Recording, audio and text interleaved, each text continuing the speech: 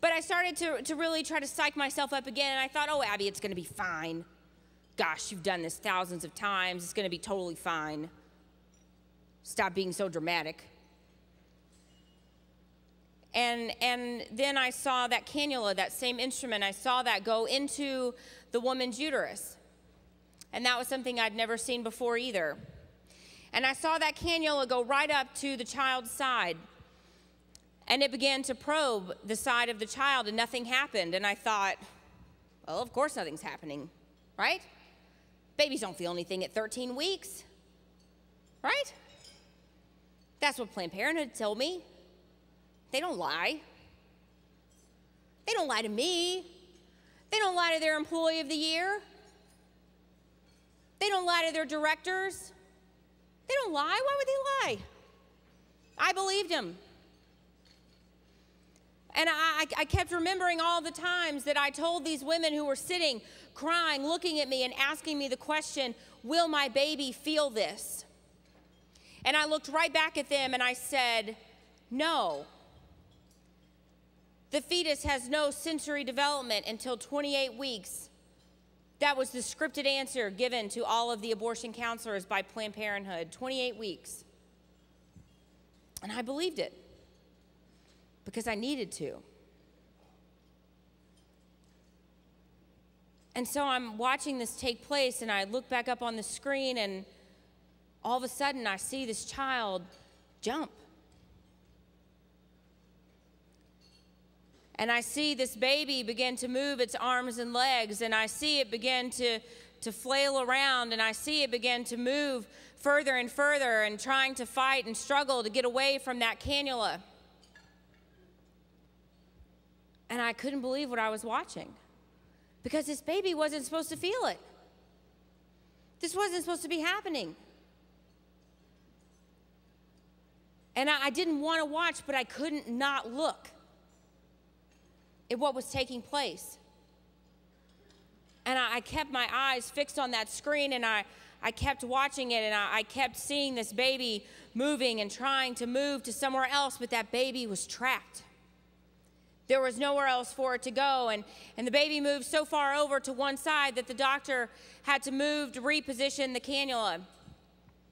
And when he got the cannula in just the right place, he looked at the technician and he asked her to turn on the suction, and he said, "Beam me up, Scotty."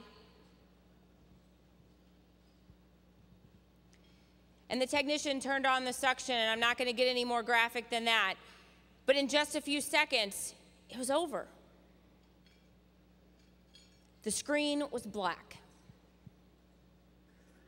It was done. And I stood there thinking, so that's it. That's choice, right? That's what I've been fighting for 8 years. That's it. I've been fighting for a woman's choice for 8 years. But I'm telling you right now, when I stood there in that room watching that baby fight, I couldn't help but think about that child's choice. Because you see, there we were, the three of us, and we were the bad guys. And that little baby didn't have a fighting chance. And he did fight. But he didn't stand a chance against us. He had no choice in that decision. And I suddenly thought about all of those women who had asked me, "Abby, will my baby feel this?" And I had looked right back at them, and I had given them and fed them a scripted lie. They had looked to me for answers. They had looked to me for the truth. They had looked to Planned Parenthood for the truth, and we had looked right back at them, and without even a moment's pause, we had lied. And I didn't mean to lie. I didn't even know I was lying. But the bottom line is that it doesn't matter. It doesn't matter.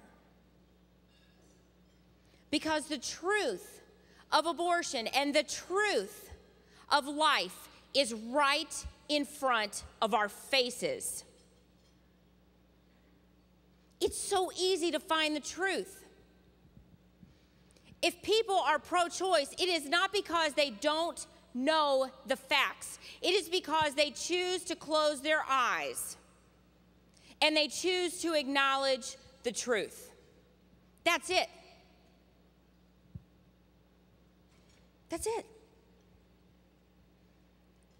I believe wholeheartedly, my friends, that abortion is not still legal in this country, and abortion has not been legal for almost 40 years in this country because of crazy pro-choice laws or because of crazy Planned Parenthood pro-choice zealots or anything like that.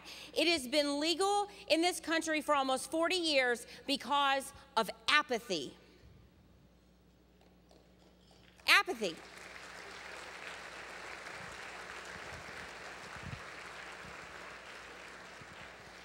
Because there's no way that somebody could look at me and say, I had no idea. I had no idea that was a baby. I just didn't know. Because we know. It's just that so many of us choose to find that disconnect. And that's what I did for 8 years. And I'm not just talking about apathy, with the crazy Planned Parenthood folks. I'm talking about apathy in our own churches. I'm talking about apathy in our own circle of friends. I'm talking about apathy in our own political parties. There is apathy run amok in our society. Did you know that 80% of women having abortions are Christian? 80%. Because when a woman finds out she is in a crisis pregnancy, she is not likely to run to the church where she should run. You know where she runs? Into the arms of Planned Parenthood. And guess what, my friends? Their arms are open wide. Because they don't really care about that woman. They care about the bottom line. They care about her money. They care about the dollar. All of you know somebody, know some child that you love and that you care for very dearly. You probably have children, you have grandchildren, you have nieces, nephews, godchildren, whatever. You all love some child out there, right? Because, everybody loves kids, most of the time. And if I had to give you a yard sale tag, and I said, here, take this tag and write a price down and hang it on their ear and tell me how much this kid is worth. Most of you probably couldn't do it. Some days maybe you could. But most days you probably couldn't do it. You probably couldn't put a price on that child because they are priceless. Our children are priceless. Let me tell you something, guys. Planned Parenthood puts a price on every single one of our children. They price them at about $450 a piece. There is no value in your children. There is no value in my child. There is no value in your grandchildren.